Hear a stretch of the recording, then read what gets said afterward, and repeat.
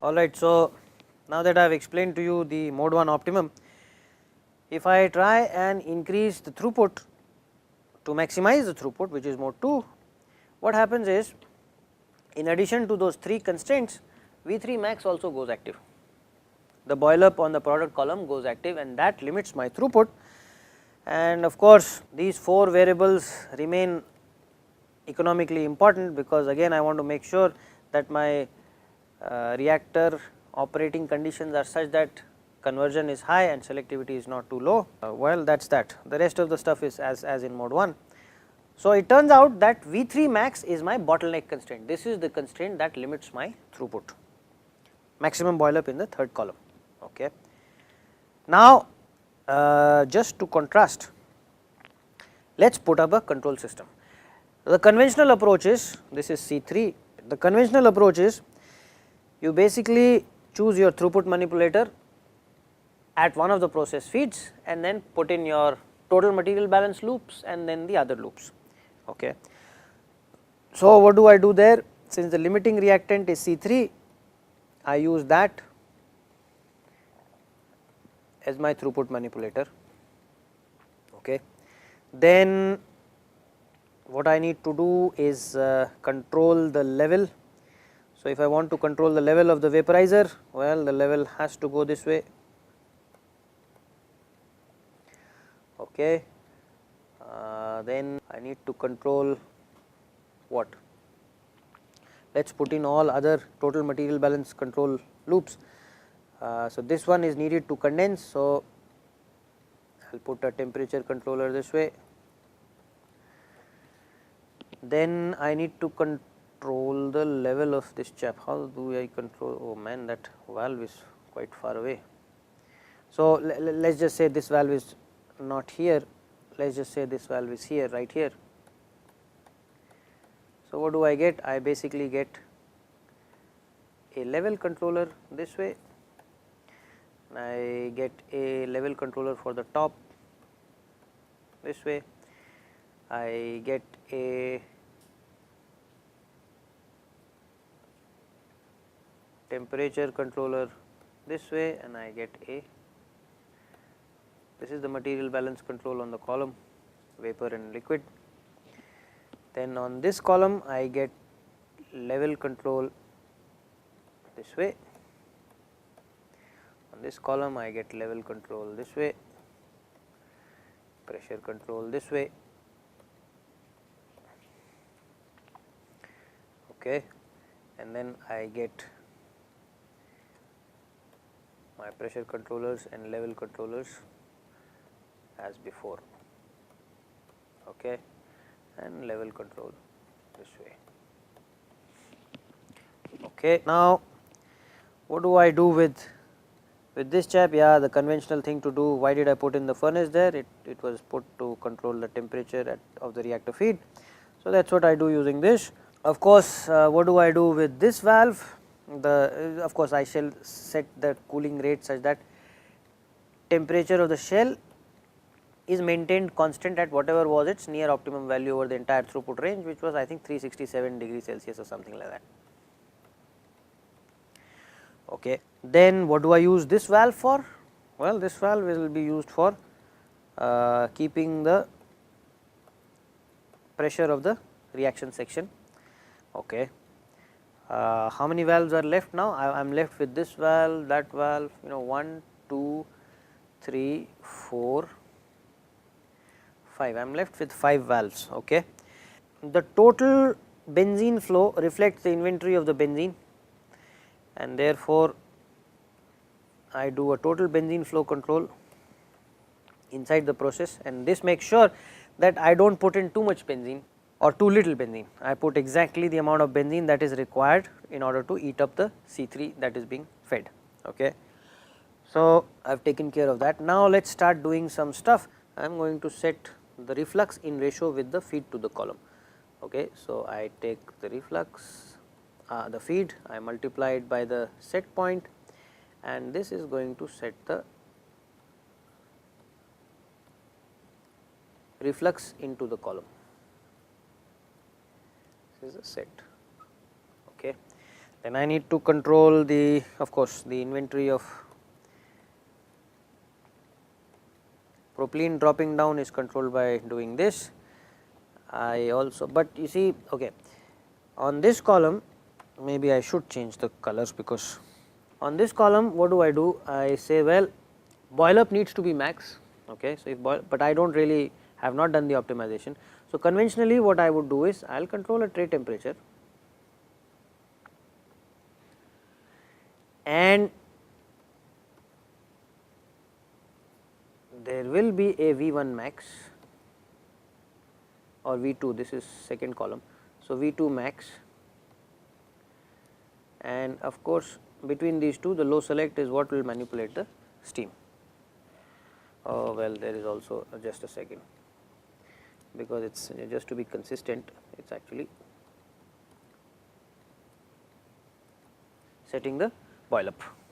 Okay. Similarly, on the second column, on the product column, which is the third column, I have a similar arrangement. Temperature controller goes to a low select,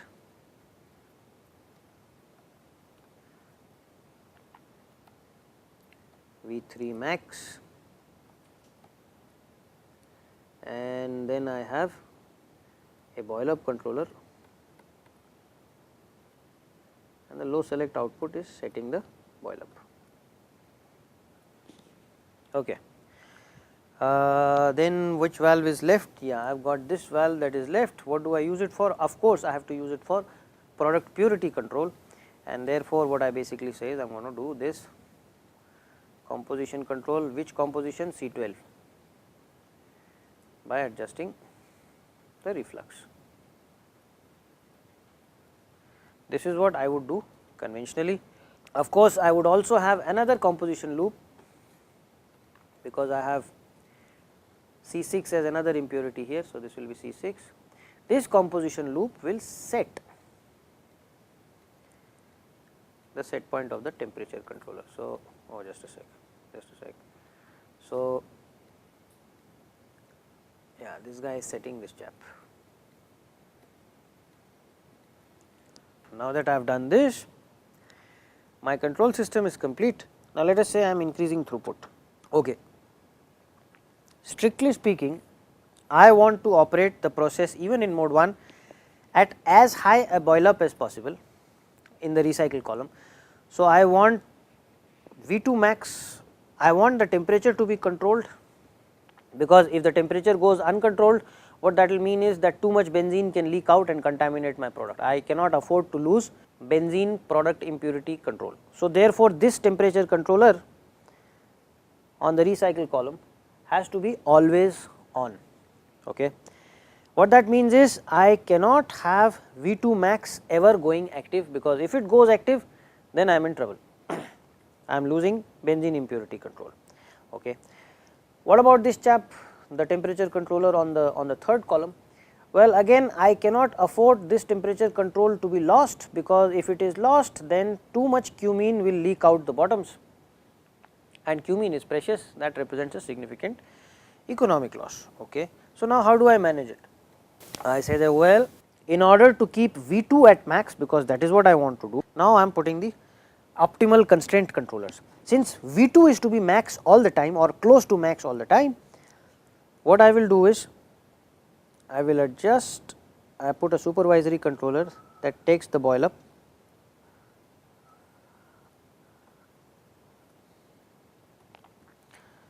do a valve positioning controller which basically sets the total benzene, and its set point will be V2 max minus delta. It will not be V2 max, but slightly below V2 max, so that should there be transients that cause the temperature in the column to deviate, it should not happen that I lose the temperature control because V2 max got active. Okay. So, I will have to have some amount of back off to make sure that V2 max never goes active, regardless of the worst case transient that this process has to deal with. Okay. So, the first disadvantage is in this control system you have to have back off in V2 max. Now, as I am jacking up the throughput, that means the operator is increasing the C3 set point, he does not know when to stop. What happens is V3 max goes active. Once V3 max goes active, either I put in a loop that goes from here to here, that will be a very long loop, okay, or I alter the material balance control structure, which is what I do. How do I alter the material balance control structure? I am going to put that control system here. Okay. So, there will be a low select here,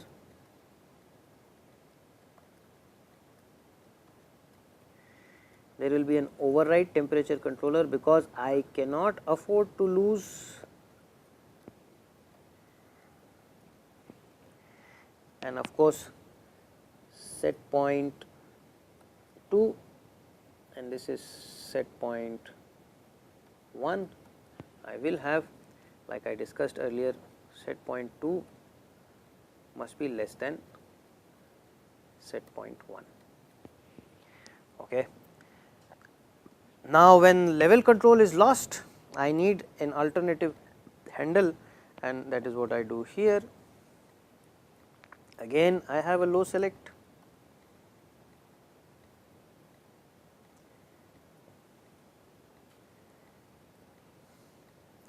and I have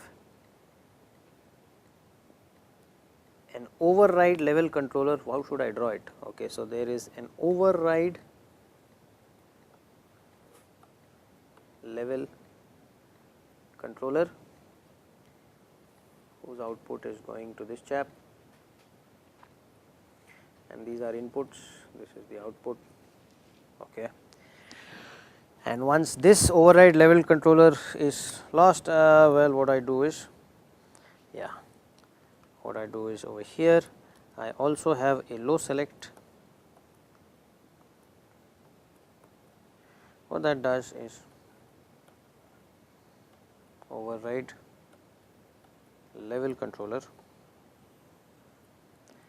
that basically, and this is the operator input set point, flow set point, flow of the propylene set point. Okay. Now that I have drawn it, let me just explain it. See, the set point of this override level control, okay, OLC set point is greater than LC set point, corresponding nominal level controller set point. So, the override level set point is greater than the nominal level controller set point, the same level. Okay. Now, let us see how things go.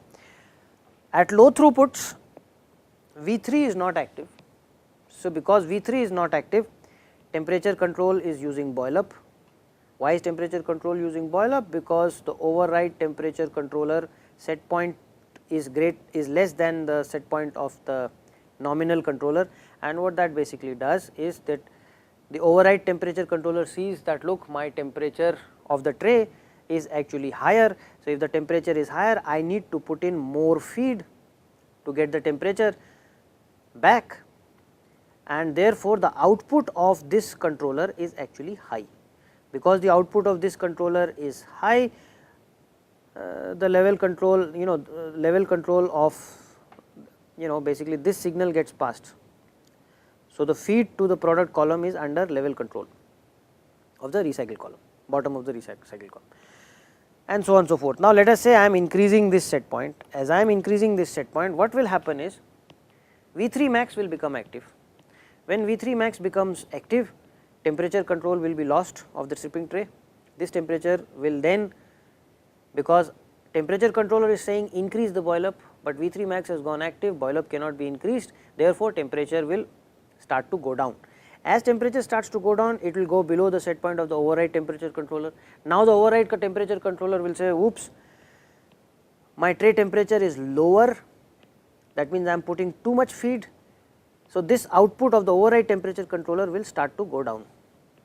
Ultimately, it will go below the level controller set point, and therefore, my control will pass from the level controller to the override temperature controller. So, the feed to the column, to the product column will now be under override temperature control. Okay.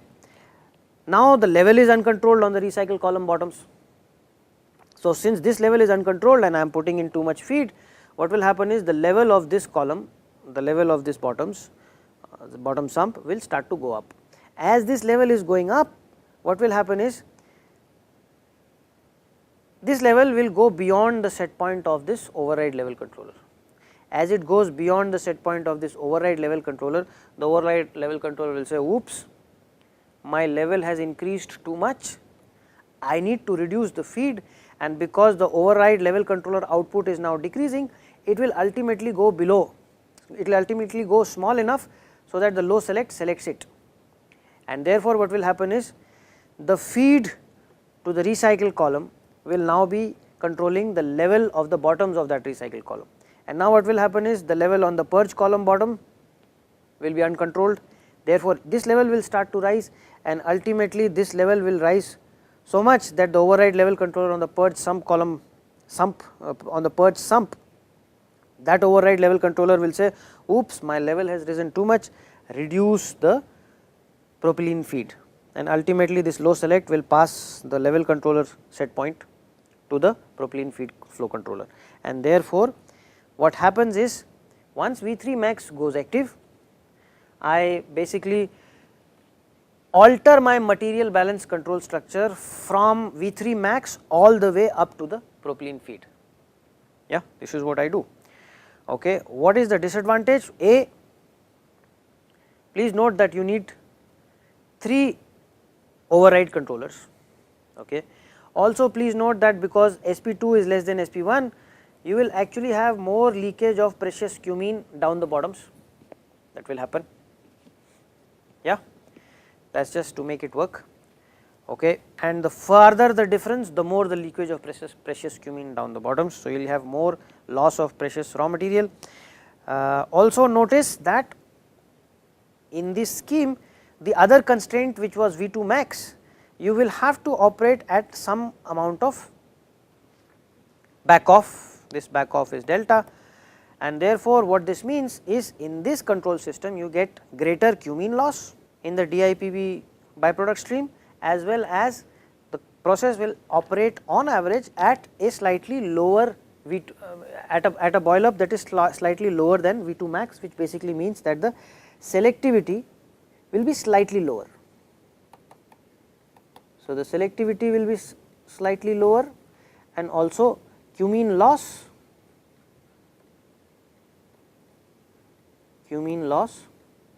will be slightly greater. Okay. Now let us contrast it with our approach of doing things. How do we do things? Well, what we say is V2, let us look at the maximum throughput constraints. All constraints that are active at maximum throughput need to be tightly controlled. Okay. If that is what I want to do, what I will do is I will basically put in a loop that does this,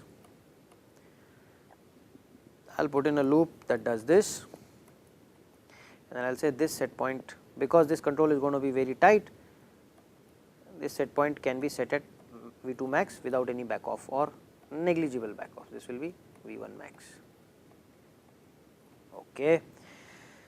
Then what was the other constraint that was active? Yeah, the other constraint active was P reactor max. Okay, so this is going to be pressure. This is the same as before. So here I get, because I want to operate the reactor at maximum pressure.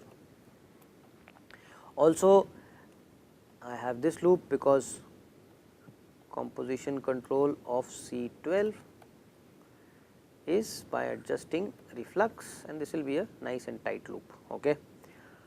And this is being okay. Let us see also.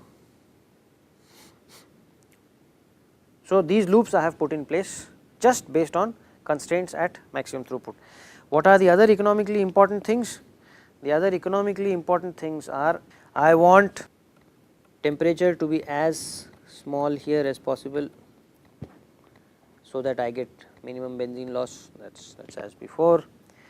I also want the temperature, tight control of the temperature into the reactor, because the reactor is quite exothermic. Okay, so that will do that. I also set this temperature is equal to 367 degrees Celsius. so that yeah. So, this is also set at its optimum value, T optimum whatever it was, I think it was 330 degrees Celsius or something. So, the reactor inlet and the reactor shell temperature are set at appropriate values that ensure that the conversion and selectivity are maintained. Okay. Now that I have done that, what else will I do? Let's see. Yeah, I need to tightly control the benzene leaking down the bottom. So, to do that, I put in it. Okay, economically important things. You see, I want tight control of this chap. However, boil up is max. Because boil up is maxed, control this temperature cannot be controlled using boil up. So, what are the options that I have? I can control it either using the feed or the reflux. Since the feed is closer, it will have a faster impact. So, what do? I control temperature this way. I also need tight temperature control of the benzene leaking down the bottoms of the recycle column of this column. However, its boil up is also at maximum. So, therefore, I cannot manipulate the boil up. So, what do?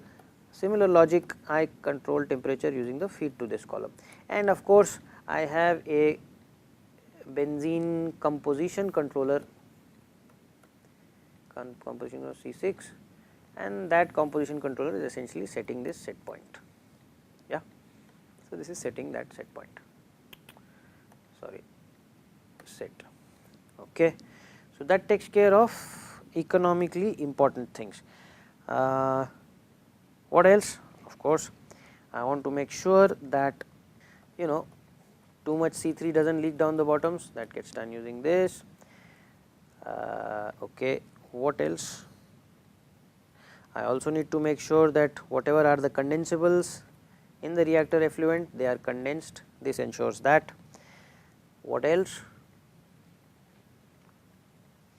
I need to ensure that the reflux in the recycle column is high enough so that not too much cumene leaks up the top of the recycle column.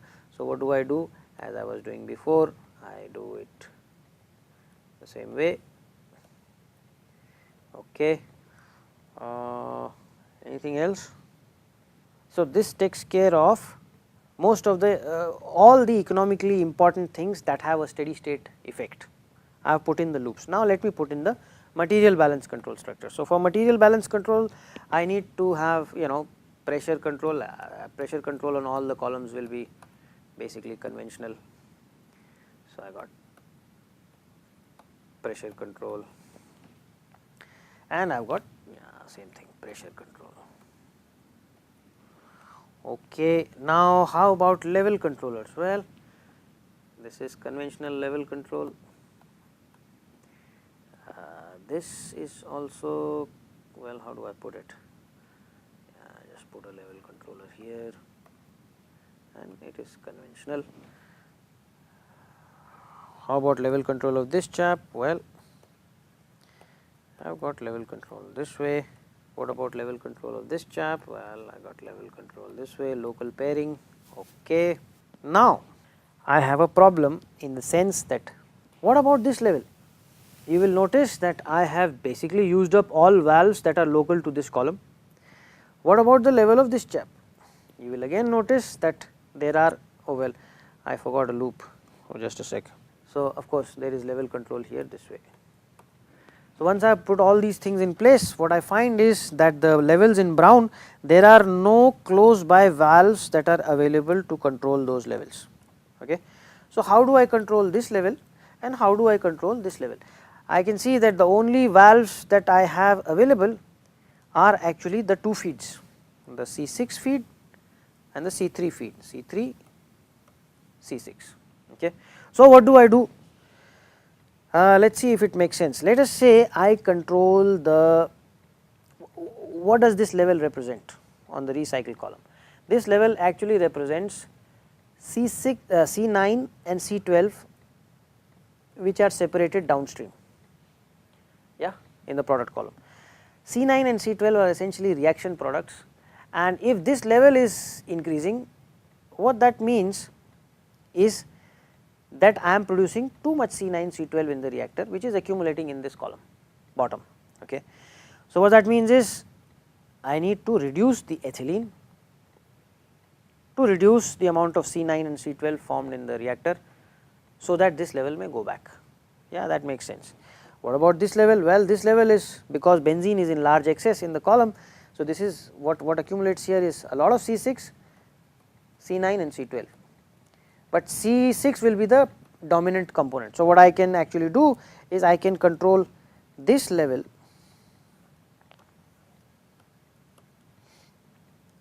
using a C6, and I can control this level using this chap. Yeah, you can see these level loops are long. Contrast this with what we did previously. You see, here I have a long economic loop, this is a long loop for V1 max, for ensuring V2 max, column 2 is operated close to V2 max, and I also have a long override scheme that alters, you know, from here to here to here, well, to here. I have a long override scheme that alters the control structure when V3 max goes active. Okay. Contrast this with this chap. Did it go? Yeah. Here I am having V1 at V1 max, no back off, V2 at V2 max, no back off, but what I have are long level loops, two long level loops. So, there were two economic constraints. In the previous case, what I had was one of the economic constraints, which is, oh sorry, this is V3 max. One of the economic constraints, which was V3 max, that was controlled using overrides, and the other economic constraint, which was V2 max, well, you had to have back off there. Okay. And why did you have to have back off there? Because this loop out here was a long one. So, you had a long economic loop and local level loops. In this case, what do we have? We have local economic loops and long level loops. So, I have got long level loops and local economic loops. This is a long loop, this is a long loop. So, that is the difference in these two approaches. Now, the question is, will these level controllers work in practice? Well, it turns out that what do you have in this column? You have a small amount of lag in the vaporizer, which is small, and then you essentially have flow through a pipe, because everything is flow through a pipe. So, there is a small lag associated with this chap, there is a small lag associated with the condenser, but the rest of it is just flow through a pipe. So, really speaking, when I change the benzene, when this level controller changes the benzene, its effect will reach the bottom actually in, let us say, 5 or 10 minutes. Since my sump is having a residence time of 5 or 10 minutes, this level control should work reasonably well. Similarly, the same logic also holds for this chap. Okay. And it turns out that we did the simulations, and it did turn out that for the disturbances that we considered, which were pretty large, you are able to operate the process with these levels fluctuating in a larger band, but not hitting high level or low level alarm limits. So, in this control system, what I have done is essentially transform the variability to the levels. Levels do not affect my economic steady state. Since levels do not affect my economic steady state, I would like to transform my variability as much as possible to the surge levels. This is a surge level, this is a surge level, and that is what this control system is doing. Okay. So, I hope this example actually brings out the difference in the two approaches. Okay. So, the trade off is basically this: you could have local level loops,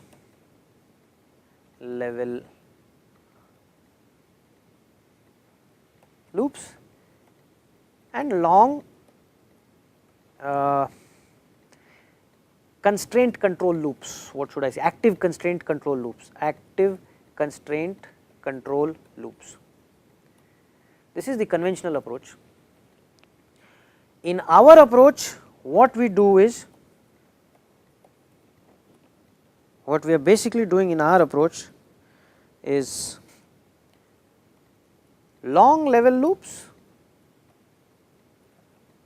instead of local level loops, and we get local active constraint control loops instead of long active constraint control loops. So, because active constraints, back off from an active constraints affects my economics significantly, this gives me significant economic advantage. All right. Now let us see. Okay, just to complete this case study, what do I want to say? I want to say, okay, if you are, let us say you want to reduce the throughput. See, this control system will work at maximum throughput. If I want to reduce the throughput, what do? I basically say, well, low select V3 max, and of course, the operator inputs a V3 set point.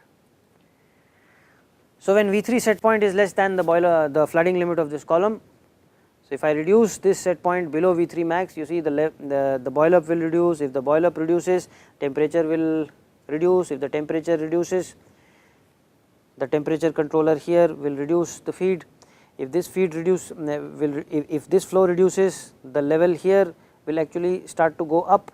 If the level if the level here starts to go up, this level controller will basically reduce the propylene. Yeah, so this is how throughput will reduce. Okay. So, it is a very simple scheme, no alteration of the material balance control structure depending on which constraint is active and which constraint is not active. Regardless of where you are operating, regardless of what throughput you are at, the basic inventory management scheme remains the same. Okay. So, that is that. I think this case study actually sort of brings out the contrast between the conventional pairing approach and the actual pairing approach and the economic plant wide control approach that we are proposing. Okay, so I think that takes care of that. With that, we have got still some time, so let us see. Maybe we can do another case study, but I will leave. We have done enough number of case studies. Maybe what I want to do is basically summarize what we have done in this course, and then let's just leave it at that. So, before I end, I just wanted to add one tidbit on override controls. See, so let us say I have got a low select, okay, and let us say there are two controllers. I do not want to say what controllers they are, and let us say they are moving a valve. This is a general arrangement, okay, and there is, what should I call it?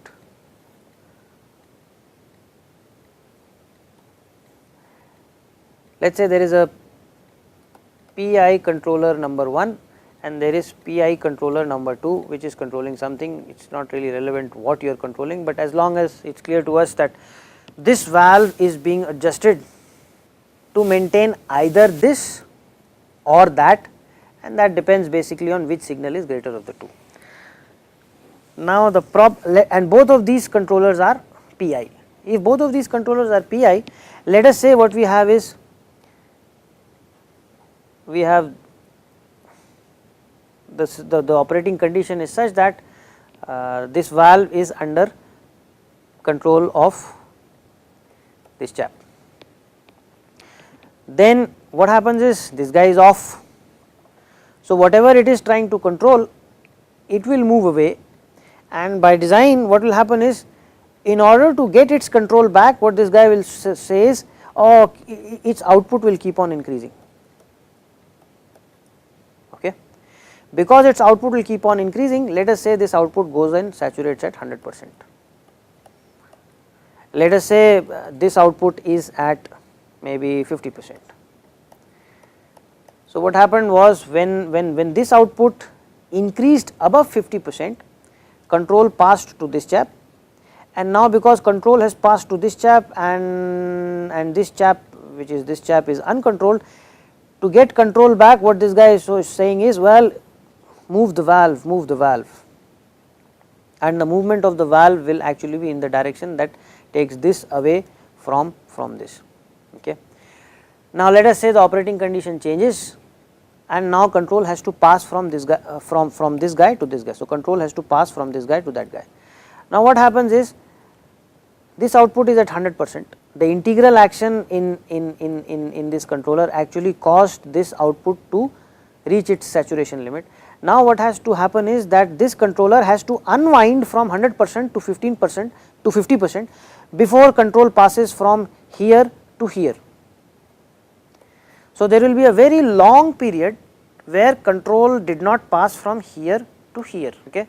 Shinsky has proposed what is called an external reset wind up scheme, and in the external reset wind up scheme, just to explain that, what I wanted to just to explain that, let us see what external reset actually means. Okay. If you look at a PI controller, you have the error signal that comes, you multiply it by Kc, and then there is a bias term that you add, a bias term, let us just call it B, and this is the, so U, this is the, so U is equal to Kc times E plus a bias term. Okay. Now let us say I put in an integrator with a certain gain associated with it. Let us just say I put 1 by tau I, okay,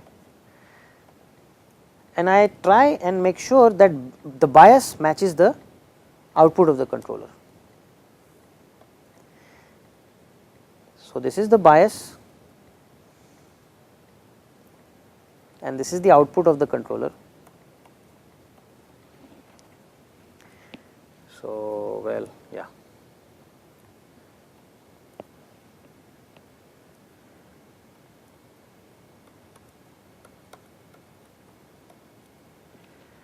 Okay. Now, if I look at this guy is actually B is equal to,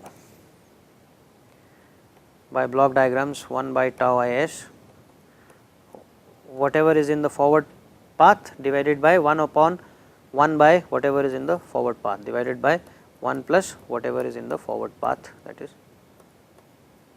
So, B by U is equal to this chap. Okay, and if I solve this, this will come out to be actually 1 over tau is plus 1. So, what this means is, this chap over here, that is trying to make sure that the bias is adjusted to match the U,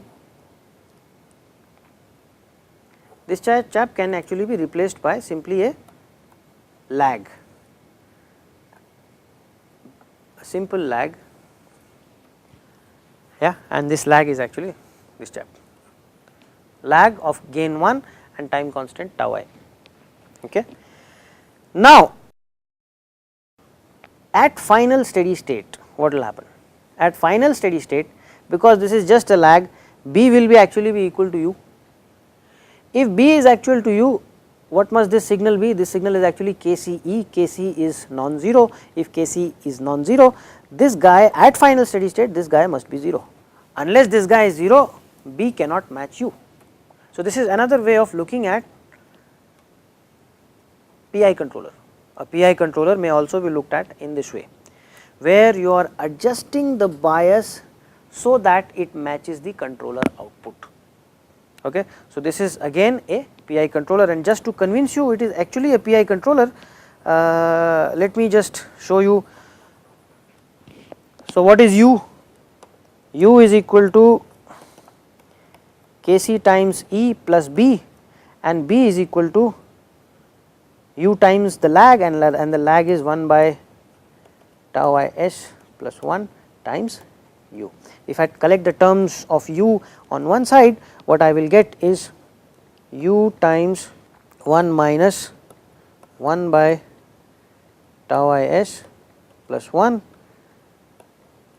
is equal to Kc times E, and this will give essentially tau is plus 1 minus 1. So, 1 and 1 will cancel out. So, what I will get here is tau is over tau is plus 1, and then what I will get is u is equal to Kce times tau is plus 1 divided by tau is, and then what I will get is u is equal to Kc times E plus 1 by tau is of E. This is the PI controller transfer function. This is nothing but a PI controller.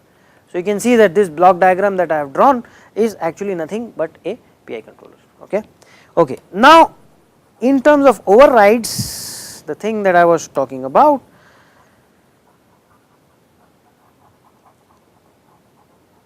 when I am doing my overrides, and let us say I get back to the same thing as before, let us say what I have is two controllers competing for control of a valve, two PI controllers. So, I have PI controller number 1 and I have PI controller number 2, and both of these, let us say, are competing through a low select or a high select. These are the two outputs, and this is basically going to a valve. Okay. The block diagram that I just drew, the reset action B is taken from the implemented controller output u, case well B is equal to a lag times u, that is what I was doing. This is actually called, Shinsky calls it external reset. Now, when two PI controllers are competing for the same valve, instead of taking your reset action from here and from here, so basically this PI controller will actually be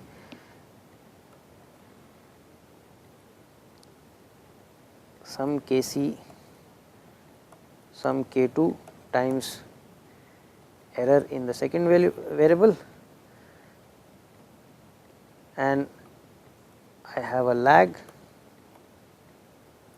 which gets added here. Similarly, this PI controller can be seen as, you got the error in the second variable, you multiply it by in the first variable, sorry, you multiply it by a gain, and then add to it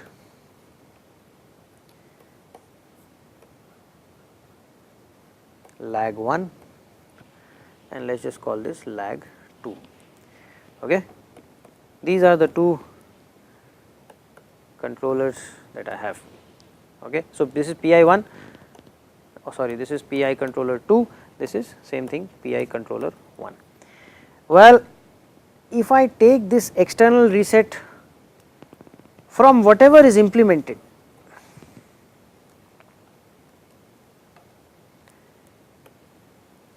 you see, this is the signal that is getting implemented. If I take external reset from whatever is implemented, then please note that this bias and this bias will keep getting updated, to match, the bias will keep getting updated, so that the implemented signal, the bias B2 will get updated so that B2 is close to u. Similarly, B1 will get updated so that B1 is close to u. So, when let us say this guy is inactive, if this guy is inactive, if this chap is inactive, that means this signal is getting passed, this signal is actually passing through.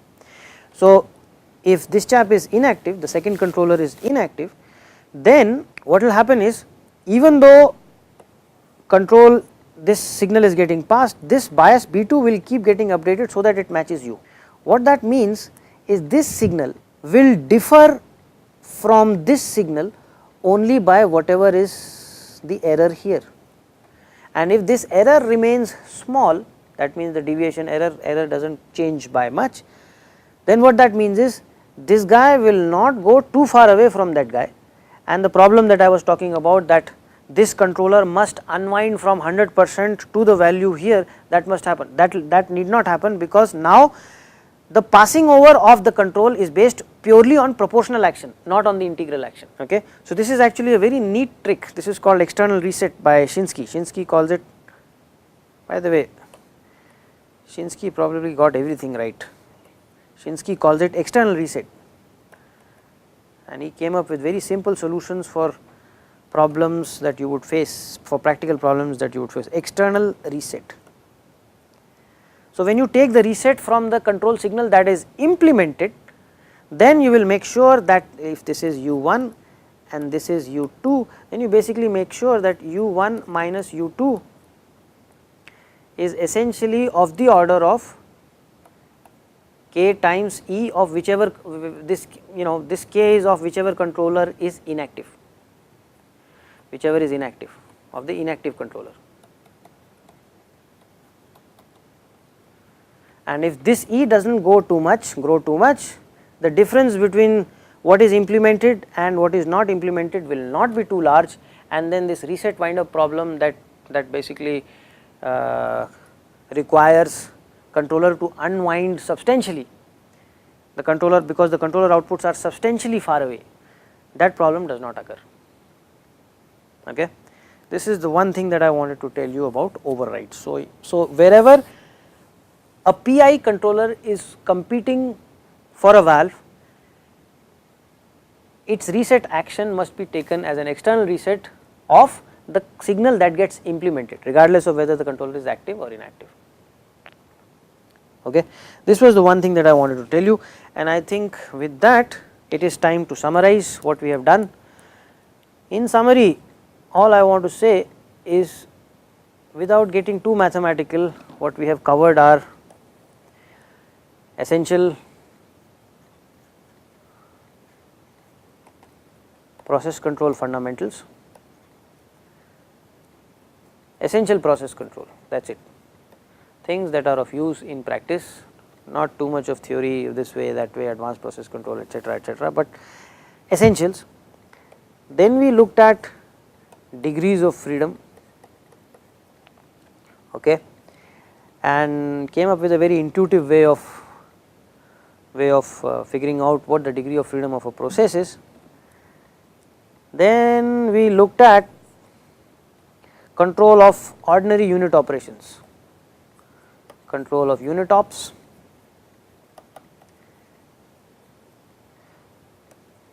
Finally, we looked at plant wide control, and what I have tried to show you is that there is a conventional approach. In the conventional approach, and then there is the economic approach with constraints.